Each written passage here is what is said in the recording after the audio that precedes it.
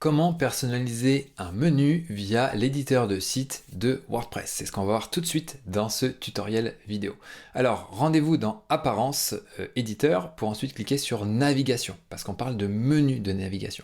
Là, on voit que j'ai à propos Contact. Je pourrais cliquer dessus directement pour le modifier, mais on peut aussi lister ici les différents menus qui sont disponibles. Donc là, j'ai un en-tête qui est en brouillon, draft, mais là, du coup, j'ai ma navigation ici, et donc là, je vais retrouver à propos et Contact. Donc là, j'ai mes différents éléments.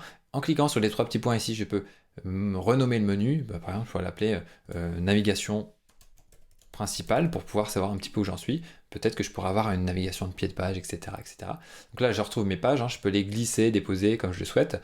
Maintenant, si je souhaite le modifier, eh bien, je peux cliquer ici, ça va m'emmener ici. Et donc là, je vais pouvoir manipuler, alors je vais le montrer ici, le bloc navigation. Donc ce bloc-là, eh bien, il va nous servir à créer notre menu navigation. Donc là, je vais pouvoir ajouter un élément ici si je le souhaite. Hop, ajouter un bloc. Donc je peux ajouter voilà, ma page. Donc ici, ça va me lister toutes les pages disponibles sur mon site. Tac. Donc là, je peux ajouter une page. Je peux modifier le lien si je le souhaite. Je peux faire en sorte que ça s'ouvre dans un nouvel onglet. On peut faire beaucoup de choses. Hop. Je vais afficher quand même le menu latéral ici parce qu'on peut aussi passer par ce menu-là. On n'est pas obligé de passer par ici pour ajouter de nouvelles pages. Mais je vais quand même rester là pour l'instant. On peut ajouter un sous-menu en cliquant sur ce bouton-là. Tac, donc là je peux ajouter un sous-menu. Alors, je vais mettre à propos une page qu'on a déjà, c'est pas bien grave. Mais voilà, on peut jouer comme ça. Et donc là, encore un sous-menu. Je peux mettre le lien de mon choix, https://vpmarmite.com. Tac, je l'ajoute. Donc là, ça va me le mettre. Donc là, ça m'a ajouté le lien. Je peux éditer le libellé en allant ici. Marmite. Donc là j'ai mon lien, je peux ajouter une description si jamais le thème me l'affiche et différents attributs. On peut aussi jouer sur l'apparence du menu, on peut ajouter une petite flèche ici comme pour indiquer que le lien va s'ouvrir dans un nouvel onglet, ça peut être intéressant.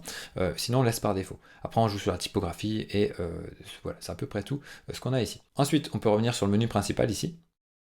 Et donc, comme je le disais, on peut jouer avec la colonne latérale pour créer notre menu. Moi, c'est un petit peu ce que je préfère parce que je trouve qu'on a une meilleure vision de notre menu. Vous voyez, on a même les sous-menus ici qui sont assez pratiques. Donc là, je vais rajouter un bloc. Et donc là, on a ajouté des liens de page. On peut ajouter un lien personnalisé, comme je l'ai fait juste avant pour WP Marmite. Mais on peut aussi ajouter des boutons ou une liste de pages, donc c'est-à-dire que les pages s'affichent automatiquement. Ça, je ne le recommande pas trop parce qu'on n'a pas vraiment le contrôle sur ce qui va se passer.